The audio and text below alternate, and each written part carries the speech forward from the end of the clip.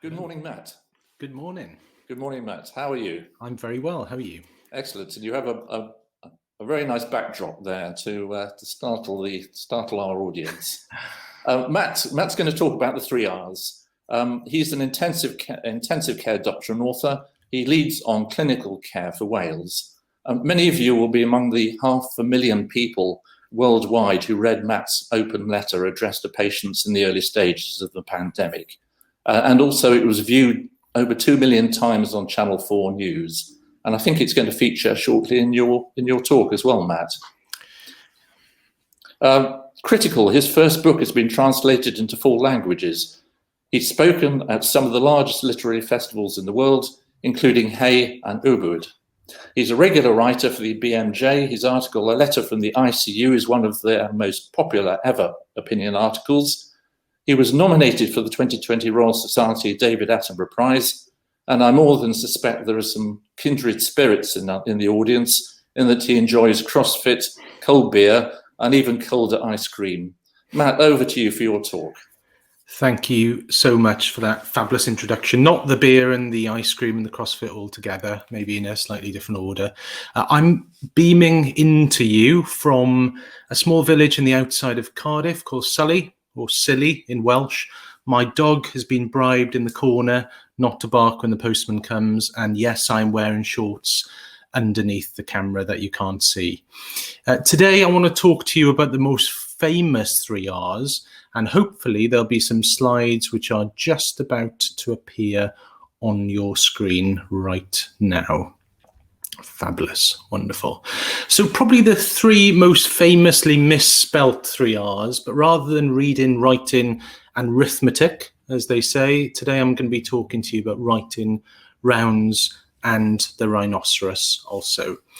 But more broadly, what I want to do and what I want to speak about today is something I've done increasingly over the years with writing and with medicine, actually, which is thinking inside of the box. None of this blue skies thinking, none of this thinking outside the box, but I like to concentrate on the common, impactful things that perhaps we need to look at from a different perspective. But it's the things which are effectively in front of our face. Things like writing, which we do every day, many times as a healthcare provider. Things like a ward round that similarly is probably the closest link that patients and families have to many healthcare teams, but sometimes we don't think about it. And things like the rhinoceros, which will lead on to a discussion about one medicine and how animals and human medicine could perhaps be brought a little closer together. So let's start off with the first R, which is writing. And if I'm honest, this wasn't always a passion of mine at all. In fact, I grew up in the South Wales valleys. You can tell this was a long time ago because it's not an iPhone 12 beautifully focused photo. It's probably a disposable, very blurry photo of me and my dad doing a science experiment at home, which was probably exciting for me and a terrible mess and a massive cleanup event for my parents. But my passion was always science, really. I told my careers tutor I wanted to be Fox Mulder from the X-Files, but in a Welsh comprehensive school that wasn't possible. Although actually my job in intensive care, trying to solve mysteries about patients at the brink of life, sometimes feels a little bit like being that character I loved watching when I was younger. But it was always science that was my passion. And in fact, I was told by my teachers, I was told off by my teachers for awful spelling, awful writing. I even spelt my own name wrong on one occasion because I've got a very embarrassing middle French name, which is hard to spell. In fact, even in college, I spelt gas with 2 S's, I remember vividly. So it was never a passion for me. I was never good at it, if I'm honest. But that changed. And like all good stories, it starts over a drink in Ireland. In fact, I was in a medical conference in Dublin. I was at a bar one evening after the conference where I was feeling kind of relatively good. I'd spoken at the conference about a topic, the immunology of sepsis, which I was doing a PhD on, all about science. People told me the talk was interesting. I believed them, and I felt pretty good.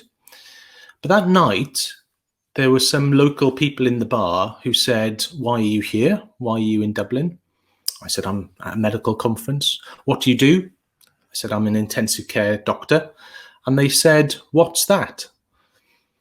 And it really struck me that I'd spent 10 years doing science, boring academic journals that nobody reads, speaking at conferences where the audience know more about the topic actually than you half the time. And yet I'd forgotten about one of the most important bits of medicine, which is patients, families, and the public. My specialty had started in 1952. During the height of the polio epidemic in Copenhagen, it was a new specialty, and yet people didn't know what we even did. And this was pre-COVID, of course. They also asked me why I did what I did. And I had to think for a minute, but then I remembered vividly why I chose intensive care. And it wasn't because of the machines or the drugs or the endless night shifts I'll be doing for the rest of my life. It was actually because of a 19-year-old called Christopher, who I met some years ago. And it's really this event, meeting this person in a bar, realizing that communicating with the public is so important, why I wrote a book and why I re-entered the world of writing. And in fact, that night I got home and I wrote down just a few hundred words about why I had done intensive care. And a few years later, it made it into this book that was mentioned called Critical. So I'm just going to read you a very short paragraph for this, which will explain to you why I did intensive care. Christopher was a 17-year-old student with the world at his feet. Passionate about travel, he counted the days until his school trip to Australia before starting at university. A last-minute change of heart, he opted instead to join his friend visiting Kenya. It would be a decision that altered the lives of his friends and his family forever. It would also change my life. Christopher's dad was never comfortable with the sudden change of plan. He didn't want his son to go to Africa. He tied a small piece of red wool to Christopher's new backpack and another to the roof of his car as he left to drop Chris at the airport. He told his wife and his family that he would only untie that red wool when Chris had been returned home safely. Sadly, he never did untie that wool because Chris didn't return home safely. And this is basically a story about severe infection and sepsis. And sadly, Christopher died on the intensive care unit just days after his 18th birthday party, surrounded by families, candles, and by me, actually. And the questions his family asked really inspired me to do intensive care.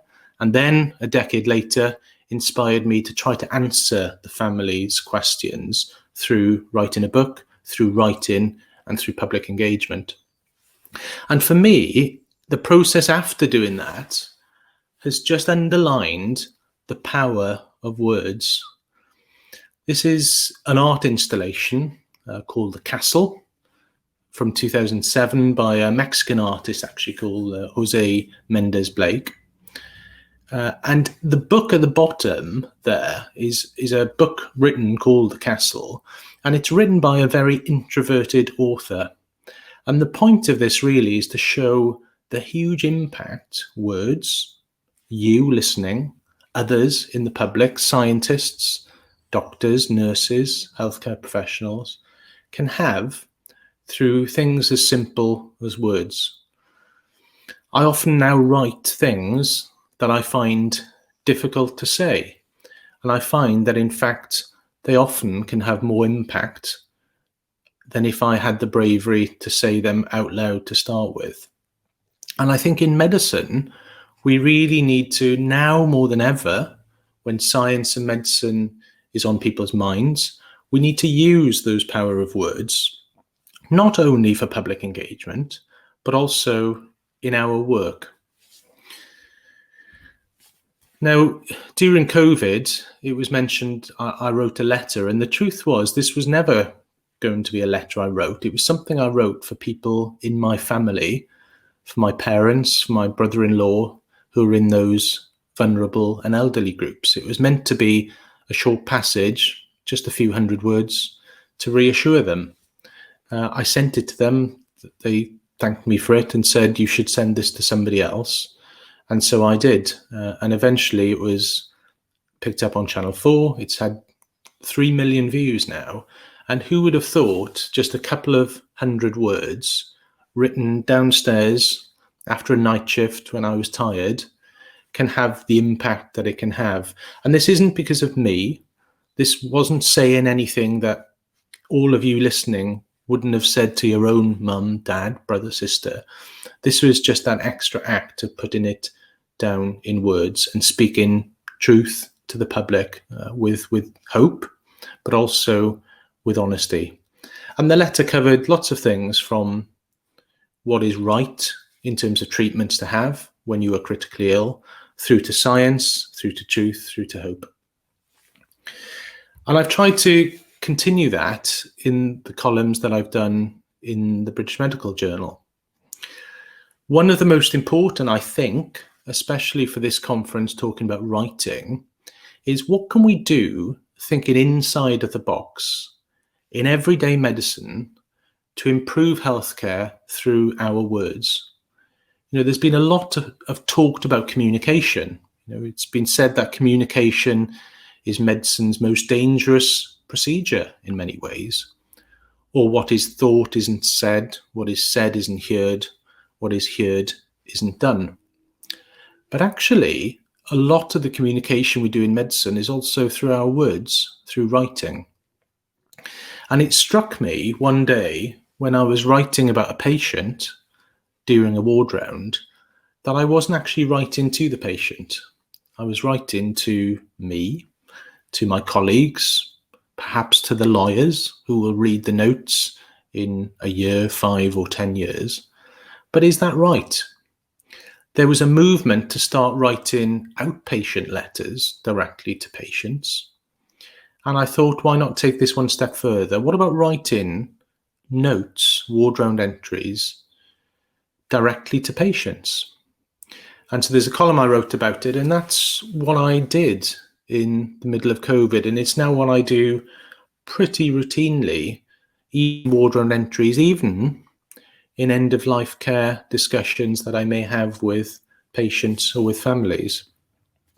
And just to give you an example of this, you know, this would have been a typical entry that I would have read in COVID. You know, somebody who is frail and elderly, perhaps, who intensive care wasn't in their best interests, who had severe COVID. And this was the kind of entry, you know, just 50 words or so. And yet that strikes me as being not enough, perhaps not good enough, perhaps not putting the patient at the heart of care. And also, more importantly, in some ways, not fulfilling our obligations to describe things in their complexity, and also not using the words which may be important in the future if we think about family meetings, if we think about litigation. So a much more typical entry now is something along these lines. I'm writing to the patient. We're all worried about you tonight. We spoke about your current illness, your prior health, as well as your wishes. I've used words like frailty. We are balancing the burdens and the benefits of certain treatments. And we're not just saying what isn't right for you. We're saying what is right for you. A focus on treating pain and distress, for example. So I've turned from being a scientific bullet point entry person, I guess, into somebody who thinks more about narrative and puts the patient at the center of medical notes, as well as other aspects of care. And you may think this will take a lot more time. You may think this won't convey the same amount of information. But in fact, many of these entries and conversations I have on a regular basis as an intensive care consultant. And I don't want to reinvent complex phrases which include GMC best practice words like frailty and the balance in the benefits and the burdens of treatment. So a lot of these phrases need to be adapted to the person in front of you, but actually you can own them as your phrases to replicate when the situation arises, and therefore may actually not take more time, not take more effort. And I would argue there is more information in this narrative passage in many ways than the 50 words bullet pointed, which don't really provide a context. And so what I want you to think about today for the first R is that communication is medicine's most dangerous activity. We've heard a lot about oral communication, communication skills, but what about written communication? Have you been taught how to write in medicine as a healthcare provider? Have you looked at great examples of outpatient letters, ward round entries, family discussions, end-of-life care discussions? Have you been told what is great and what could be better? Perhaps forming your own phrases, templates even, may be something to help your practice. And perhaps you can be like this art entry where you can use words to have power, even if you are an introvert and you want to write things which are difficult to say.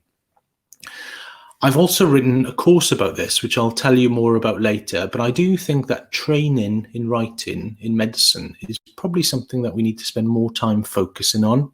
It would benefit the patient, it would benefit us as healthcare providers, and it would also help, I think, patient safety, better outcomes, and better, prudent, patient-centered care. So that's our first R.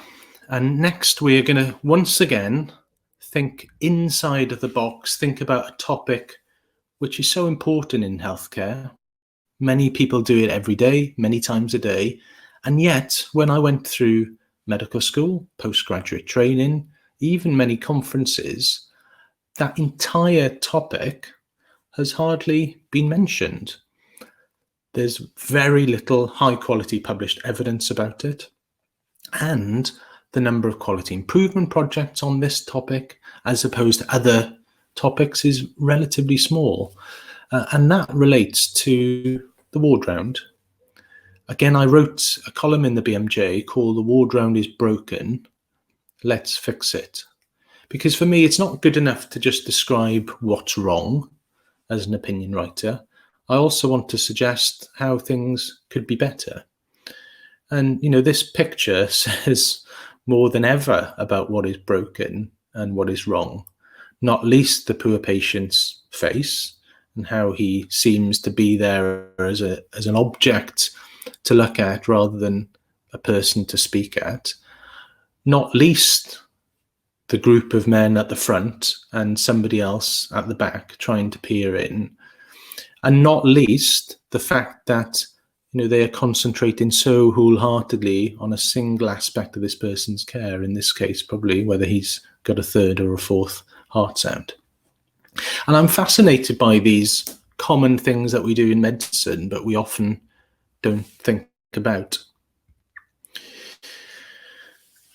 And certainly in the intensive care unit, where in COVID times, we had as many as 40 or more patients with COVID with very similar physiology, with very similar problems, there's a huge amount of quality improvement which could be done there despite the lacking of evidence. And this isn't just about patient outcomes either. A ward round is also about teaching. It's about inspiring. It's about forming relationships with the wider multidisciplinary team. And it's about giving patients, their families and their caregivers time to be heard. And so I think there's a huge amount of work that we could do about it. So what did I do? Let me put my money where my mouth is. What did I suggest? How do I change things? Well, I work in quite a big, busy 40-bedded intensive care unit. It's a tertiary centre with all different kinds of diseases coming in at one time. We do resident night shifts, so we sometimes do ward rounds at 3, 4 in the morning. And so these solutions are very much a bespoke solution for me, but I hope that perhaps you'll take some tips and some pointers from them. And I've divided it up into 3 phases: blink, sit, and flip. Blink relates to one of my favourite authors, actually, who's all over the shelf here behind me, which is Malcolm Gladwell. This is a Canadian author who often uses small examples and shows how those small examples can change the world. One of the first books I read of his is called Blink, and one of the opening chapters describes a psychological experiment where people were given either 30 seconds or half an hour to look around somebody's bedroom and then fill out a survey about their likes, their desires, and their demographics. And amazingly, the people who were given a very short period of time, a blink, actually did that much better than those who were given longer periods of time. And this relates to System 1, System 2 thinking, the work of Danny Kahneman and others. And I think in ward rounds, that's also very true. We have complex handovers, but actually simply walking through the intensive care unit and seeing patients in a flash sometimes gives me more insight whether they are getting better, getting worse, very ill, slightly ill, what the issues are, how many pumps are around the bed. Much more sometimes than a really complex long handover. So I now purposely, when I can, without PPE, walk through the area for the patients I'm going to care for before having that handover, before making any decisions, so that I can frame my thoughts, so I can frame my decisions. It almost lets my brain do the thinking. Your brain solves problems when you are not trying to solve them, rather than when you are trying to solve them. So why not give it that head start? The second thing I do is I sit down. And it sounds very simple. I was having a discussion with a friend of mine who ran a multinational coffee company, and he was having a stressful day, a stressful week actually. He was needing to drive around all of his coffee shops in his area and make quite complex decisions, such as should the shop be shut? Should they invest more? Should they employ more staff, less staff, make staff redundant? And normally, he would have a huge amount of data to go through the week before to do that. But because of a problem with the computer systems, he would only get that data the minute he arrived at the coffee shop. And he would then have to go through all of that data and make the decision. And I was empathizing with him, saying, oh, that sounds pretty tough. That's going to be a hard week.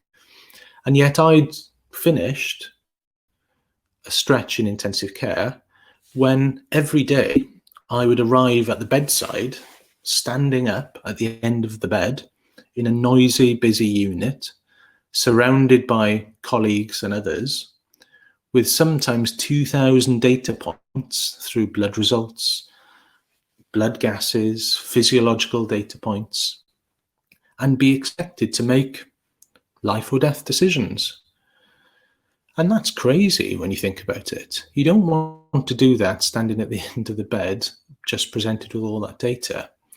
So now instead, I spend time doing that before the ward round, when I'm sitting down, when I've got a cup of coffee, when I've got 2 monitors, when I've got some quiet, when I've got a keyboard which actually is aligned to where I can type. And more importantly, when I've got time to think and time to reflect.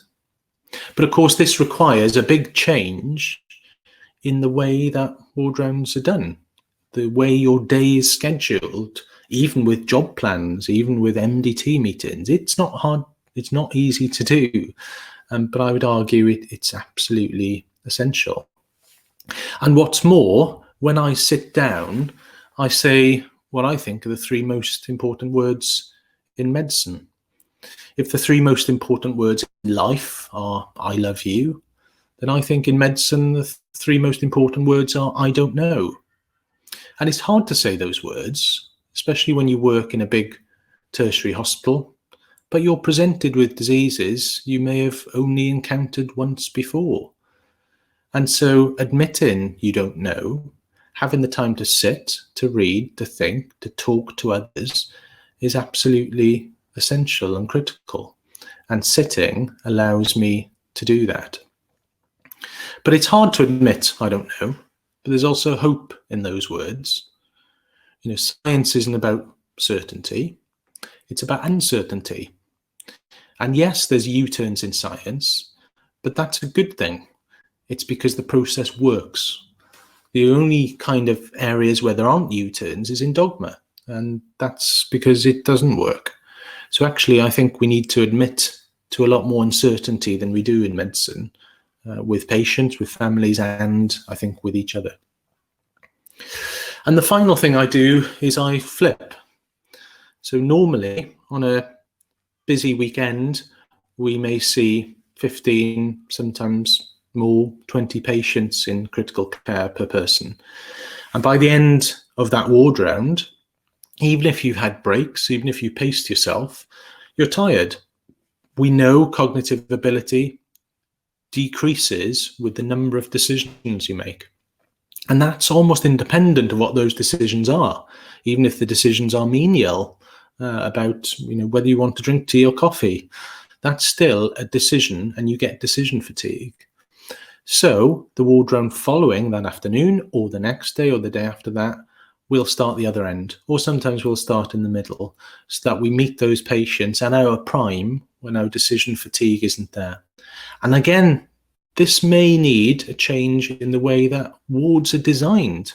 The ward itself hasn't had a redesign properly since the time of Boerhaave and others, who thought of the concept of a ward round. It was a round ward, hence the name ward round. So this also links to infrastructure. And I know Bristol's had a major new infrastructure project of building a new hospital. Hopefully Cardiff will be going down that avenue too.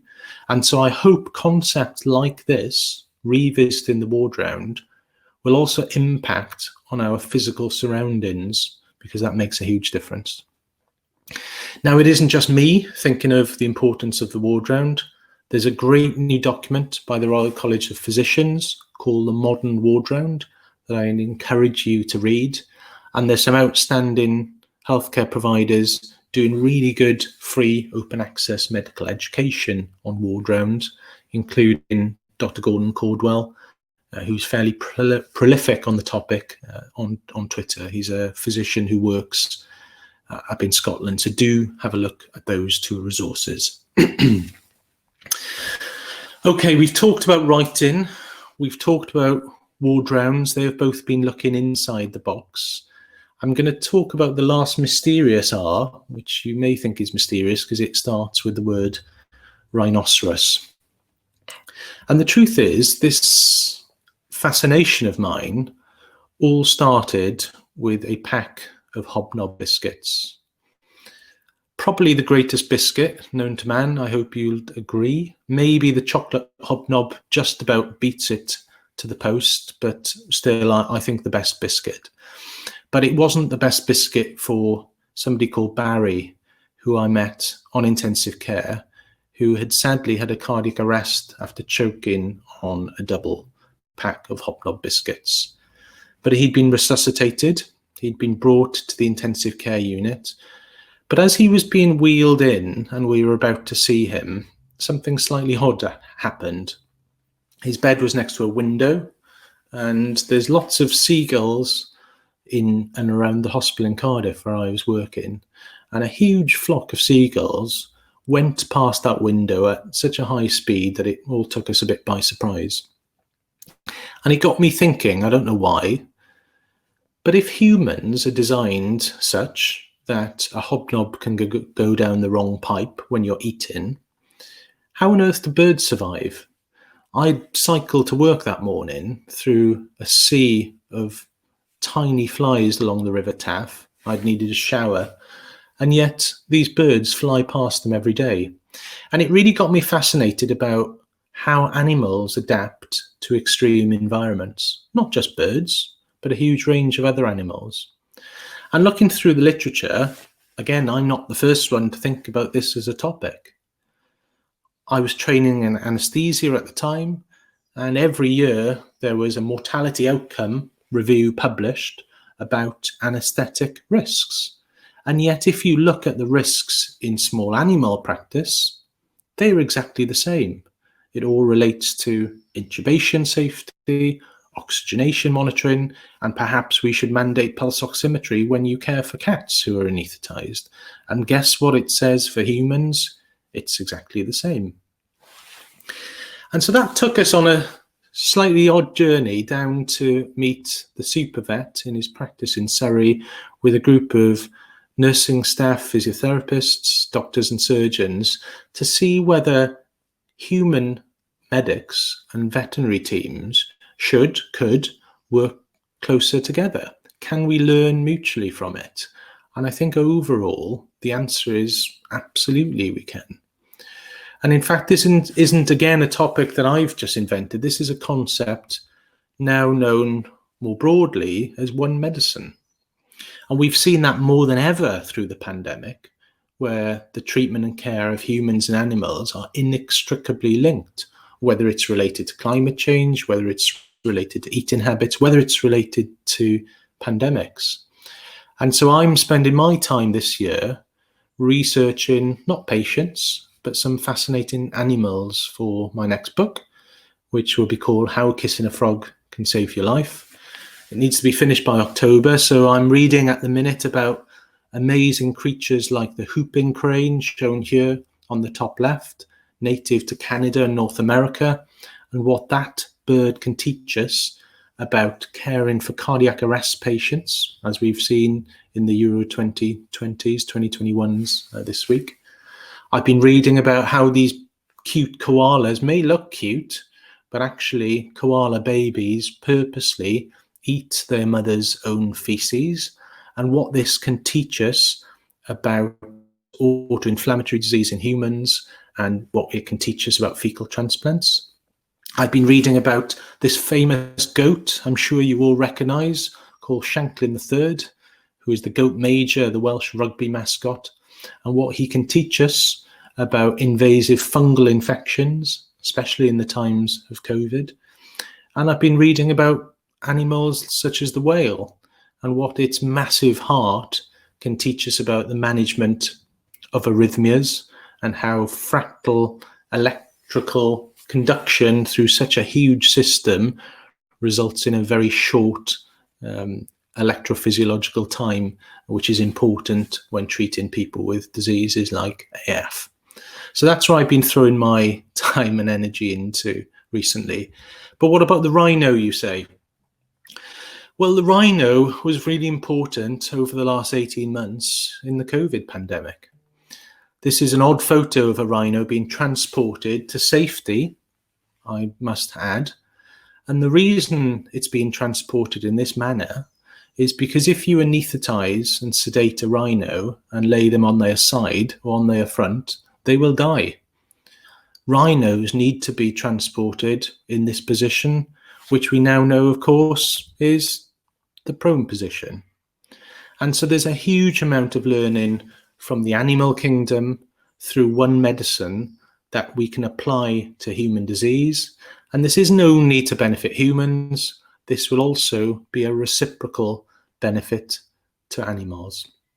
So hence, I'm talking about the 3 R's: writing, rounds, and in COVID times, why we should think about the rhino.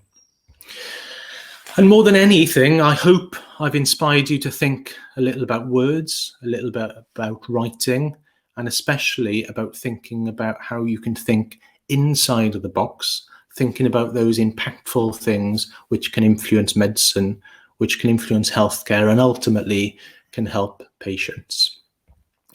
Thank you so much for listening. You can have a look on this website, which has got all of the links to most of the material I've talked about today, whether it's the columns. It's also got the RCP Modern Ward Round document on there, for example. You can follow me on Twitter here. And I think following some questions, I'm also going to judge a competition, which I've had some amazing written entries sent in for. But before further ado, let's see if there's any questions that we can go through. Matt, that was totally absorbing, and I've been watching the Q&A. So just one question has come through. I think because everyone has been totally absorbed by what you've been saying. So, do you think we should be introducing these ideas to undergraduate education as part of formal training? Absolutely, unequivocally, yes. I think I'd argue writing and words is, even more so important at that stage. Whether that's through knowing what to read, whether that's through written communications. And of course, one word I haven't used today is reflection. Writing doesn't always need to be there for a purpose. There's a lot of catharsis in writing, and probably 1 out of 3 things I write are not published. And that's not necessarily because they aren't interesting or I'm not interested in them. It's because perhaps I'm doing that for me rather than for others. And I think that would be a great way to introduce the importance of writing to undergraduates for narrative and through reflection. One of the questions just come in before you mention your course. Would something like the patient diary given to them at the end of the stay be a better way to communicate the care decisions we made? Yeah, I think patient diaries are really important. We use them a lot in intensive care. It's one generic term which encompasses a whole range of ways you can capture a patient's journey. A diary can be written by a bedside nurse. It can be written by the healthcare provider. It can be written by family members. So there's a whole host of ways to do it. Yes, I think that would be a good way. I think we're also moving into the era of open patient records. And I think writing to patients in those circumstances becomes even more important. I don't think duplicating a set of notes for patients and a set of notes for others would be a particularly great way and an efficient way to go about that. And if notes are going to become truly open and equal, why not write them in such a way that they are understandable, informative and helpful for all of those people who may read them? Excellent, thank you very much. Now you're going to mention your course and the big ending, your prize. Yes. Tell us all. The big ending. So before COVID, I had been asked to talk to people about writing specifically, techniques, some of the lessons I've learned through my journey from being shouted at in school through to publishing a book. And of course, COVID stopped all that. But instead of losing the material and not being able to talk to people, I've turned those workshops into a course. It's called Doctor to Author. And effectively, it's a 6-week course which takes people who have never written before all the way through to, if you wanted to, publishing your own book or writing in a local magazine or doing more reflective pieces, for example. It goes through some of the complexities of that, from the ethics and the consent and speaking to patients about writing about them, all the way through to the nitty-gritty of how do you store ideas, how do you get ideas, how do you find the time. So that course is available for anybody online. You can put an email address into Doctor to Author and I'll send you a kind of handy guide to it before the full course.